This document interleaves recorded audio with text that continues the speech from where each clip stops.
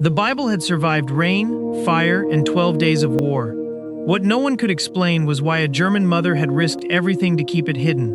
When an American soldier finally saw it again, he didn't reach for it. He stared at the worn leather cover as though it belonged to someone else.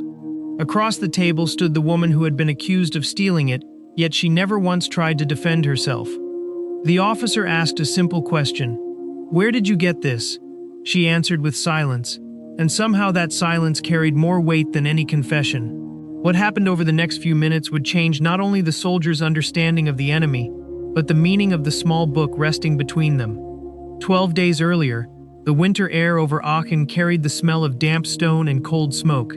Marta Keller pulled her wool coat tighter as she crossed a narrow street lined with shattered brick walls, a basket hanging from her arm for scraps of firewood. Every careful step echoed through a neighborhood that had forgotten what ordinary mornings sounded like. Her 11-year-old son Peter waited inside their damaged home, counting the last potatoes left in a wooden crate beneath the kitchen table. Marta had learned that survival often depended on noticing what everyone else overlooked. That morning, beside the broken wall of an abandoned chapel, she noticed something no one else had stopped to see. Half buried beneath frozen leaves lay a small leather book, darkened by rain and dust, as though the earth itself had been trying to hide it. Marta knelt slowly and brushed the cover clean with the sleeve of her coat. The leather felt worn but carefully cared for, and when she opened the first page, neat English handwriting greeted her. Daniel Whitmore, Columbus, Ohio. Folded between the yellowed pages rested a faded photograph of a smiling middle-aged woman standing beside a white wooden porch, one hand resting on the railing as if she had been waiting for someone to return home. Beneath the photograph was a short handwritten note. "Come home with the same heart you left with. Love, Mom." Marta read the sentence twice before closing the book. For a brief moment, the ruined street around her disappeared. She no longer saw an American soldier or an enemy. She saw another mother writing words she prayed her son would carry through the worst days of his life. The sound of boots striking broken pavement pulled her back to reality. Voices echoed from the next corner. Local security patrols were searching abandoned homes again, looking for anything connected to advancing Allied forces. Without hesitation, Marta slipped the book beneath her coat, gathered her firewood, and continued walking at the same steady pace, refusing to look over her shoulder even once. Peter looked up the moment Marta stepped through the door. He reached for the basket without speaking, expecting to find only damp pieces of wood. Instead, he noticed the edge of worn leather beneath her coat. His curious eyes followed every movement as Marta quietly removed the small book and placed it on the kitchen table. Neither of them spoke for several seconds. The only sound came from the kettle beginning to whisper above the tiny stove. Peter finally broke the silence. "Is it theirs?" Marta ran her fingertips across the cracked cover before answering. "It belongs to someone's son." She carefully wrapped the book inside a clean linen cloth, then walked to the corner of the room where a loose floorboard rested beneath an old rocking chair. Peter watched as she lifted the board, revealing a small tin box already holding family papers, his birth certificate, and the last letter his father had written before leaving for the war. Without hesitation, she laid the book beside those memories and closed the lid. Peter frowned. "If anyone finds it, they will think you helped an American." Marta lowered the floorboard back into place and gently slid the chair over it. Only then did she meet her son's eyes. Perhaps one day another mother will wonder why her son never came home. If that day arrives, she deserves more than silence. The knock came just after sunrise. 3 slow strikes against the wooden door. Not hurried, not uncertain, the kind of knock that expected to be answered. Peter froze beside the stove, his eyes moving instinctively toward the old rocking chair. Marta quietly placed another piece of wood into the fire before walking to the door at the same calm pace she used every morning. Outside stood Carl Brenner, wrapped in a dark winter coat, accompanied by 2 local officers carrying inspection papers.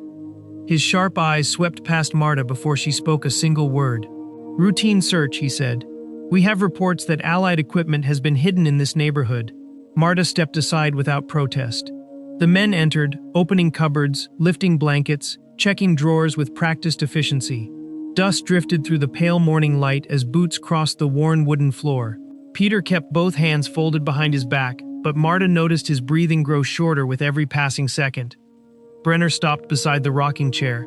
His boot rested on the loose floorboard for one long moment. The room became perfectly still. Then someone outside shouted that another patrol needed assistance 2 houses away. Grenner glanced toward the window, muttered under his breath, and stepped away from the chair without ever lifting it. The front door closed behind the officers, but neither Marta nor Peter moved. They listened until the sound of boots disappeared completely before either of them allowed themselves to breathe normally again. That evening the temperature dropped even lower, and frost gathered along the inside corners of the windows. Marta waited until Peter had fallen asleep before she quietly lifted the loose floorboard once more. She carried the tin box to the kitchen table and carefully unwrapped the linen cloth. The pages had absorbed moisture from days spent outdoors, their edges beginning to curl. She placed each page near the warmth of the stove, never close enough to scorch the paper, turning them one by one with the patience of someone restoring a family photograph rather than preserving the belongings of a stranger. Between 2 pages, she discovered another folded slip of paper, smaller than the first. It contained a short verse written in careful handwriting beside a date from the previous Christmas. The ink had faded, but the final sentence remained clear. "Faith is what we carry when everything else is taken away." Marta lowered her eyes and gently pressed the paper flat beneath a clean teacup. Outside, church bells no longer rang, yet the quiet inside the little kitchen felt strangely sacred.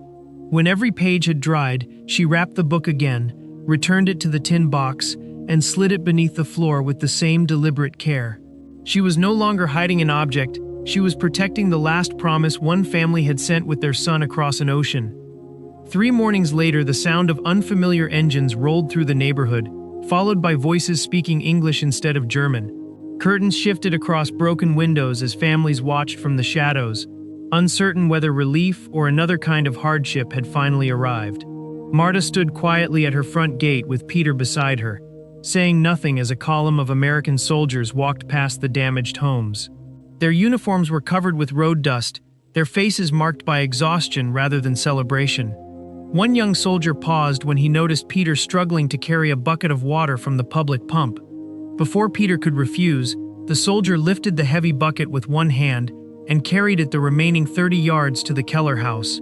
He nodded politely, set it beside the door, and continued after his unit without asking for anything in return. Marta watched until he disappeared around the corner. That afternoon, another group arrived to inspect abandoned buildings and record civilian households. An officer explained through an interpreter that every family would be registered and that unnecessary property would be documented for safekeeping. Marta felt her heartbeat slow for the first time in days, then quicken again as she remembered the small leather book resting beneath her floor. Outside, the world had changed almost overnight.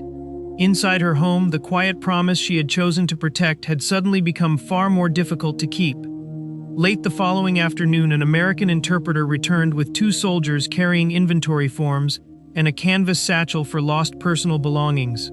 They explained that any military items found by civilians could be returned without punishment. Marta listened carefully, her hands resting quietly on the back of the old rocking chair. After the men left to continue down the street, Peter looked at her with the same question he had been holding for days. "Will you give it back now?" Marta did not answer immediately. Instead, she walked to the window and watched the soldiers helping an elderly couple clear broken bricks from their doorway before moving on to the next house. There was no shouting, no celebration, only tired men trying to restore a little order to a place that had forgotten peace. At sunset, Marta lifted the loose floorboard once again. She opened the tin box and held the worn leather book in both hands. The pages were dry now, the photograph untouched, the handwritten note still resting exactly where she had placed it. She slipped one small piece of paper between the final pages before closing the cover. In careful German, she had written only one sentence: "Your mother raised a good son." She folded the linen cloth around the book once more, knowing that before another sunrise, she would have to trust a stranger with something she had guarded as faithfully as her own family's memories. The next morning, Marta carried the wrapped book beneath her coat as she walked toward the temporary registration office set up inside the old town hall. American soldiers moved quietly through the square, directing families with calm voices while clerks recorded names and addresses on neatly stacked forms. Nothing about the room felt triumphant.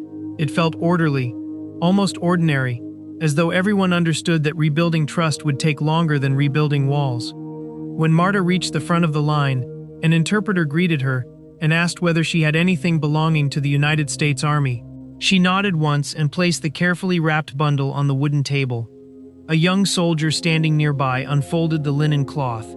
The moment the worn leather cover appeared, his expression changed. He opened the first page, read the name aloud, then looked toward another desk across the room. "Private Daniel Whitmore," he called. A man rose slowly from his chair and crossed the room with measured steps.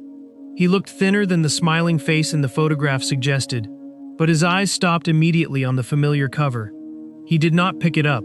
Instead, he looked at Marta in complete silence before opening the book. The photograph remained exactly where he had left it. Then a small folded note slipped gently onto the table. He opened it, read the single handwritten sentence, and lowered his head without speaking. Daniel folded the note with the same care his mother had once used when placing it inside the little book. For a long moment he simply looked at Marta, searching for words that never seemed large enough. The interpreter waited quietly until Daniel finally spoke. "My mother wrote that message before I left home." Marta gave a small nod. "I know," she answered softly. "That is why I could not let it disappear." The room fell silent again. Around them, clerks continued writing names, boots crossed old wooden floors, and families stepped in and out carrying the weight of uncertain futures. Yet for a brief moment, the war seemed to pause between two strangers who had refused to let it define every choice they made. Daniel reached into his field jacket and removed a small envelope addressed to his family in Ohio. On the back he carefully wrote another name beneath his own: Marta Keller. Years later, after oceans no longer separated enemies from neighbors, a package arrived at the Keller home. Inside was a new family Bible.